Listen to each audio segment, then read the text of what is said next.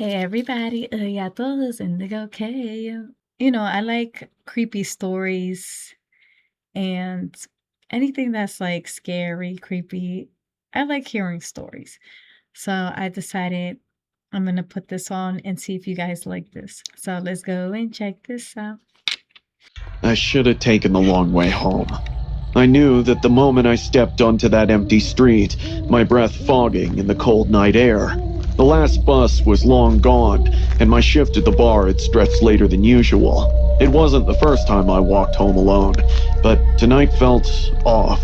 The air was thick with something I couldn't name, something watching. I shook off the paranoia and tugged my jacket closer. It was just the exhaustion talking. The street was quiet, only the hum of a distant car engine breaking the silence. But then, footsteps. Not mine, someone else's.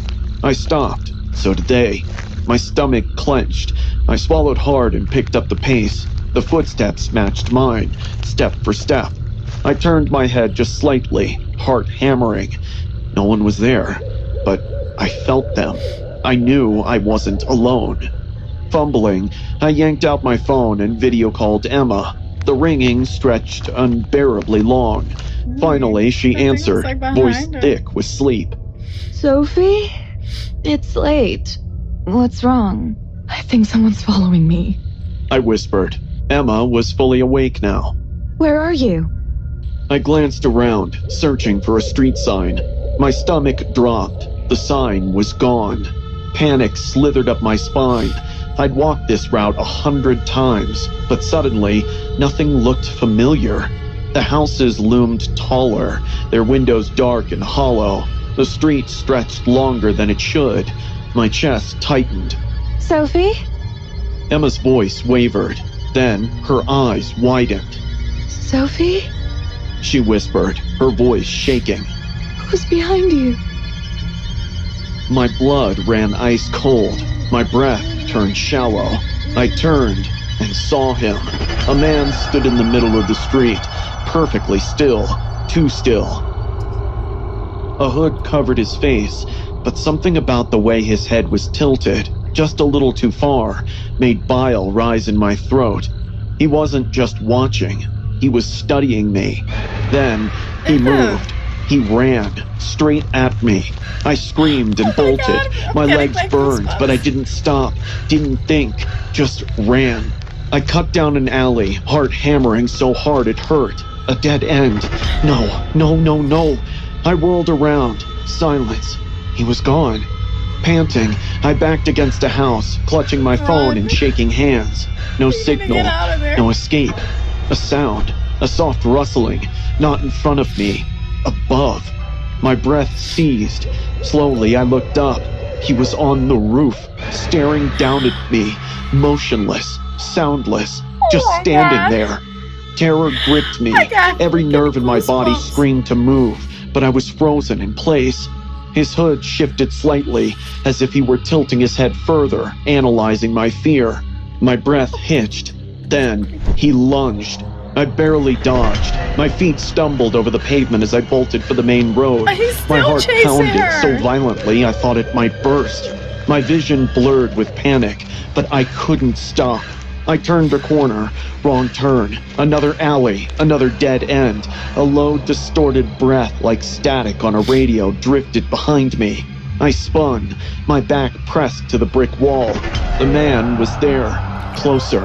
The dim glow of the streetlight cast his silhouette, unnaturally tall, head still angled unnervingly far to the side. My fingers fumbled, dialing 911. No service. Why was there no service?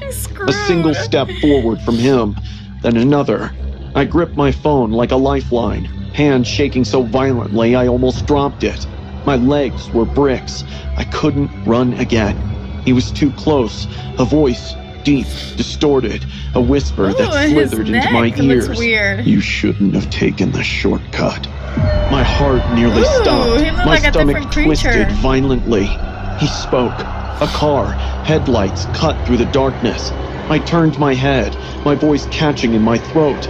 Without hesitation, I threw myself into the road, waving frantically. Brakes screeched. The car skidded to a halt. The driver's door flung open. Sophie? What the hell are you doing? Mr. Dawson, my neighbor. I didn't answer. I yanked open the door and dove inside. Drive! Just drive! I screamed. Mr. Dawson hesitated only a second before slamming his foot on the gas. The car lurched forward, tires screeching against the pavement. I curled into the seat, trying to steady my breathing. My skin was cold, Yeah, I'd be clammy. nervous My like that too. heartbeat still pounded like a war drum in my ears. Mr. Dawson glanced at me. What the hell happened?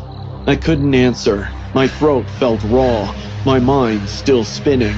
My fingers gripped the fabric of my jeans like it was the only thing keeping me tethered to reality. Oh But my god, then, don't as tell we me that passed under a something's gonna street happen lamp, my next. stomach dropped.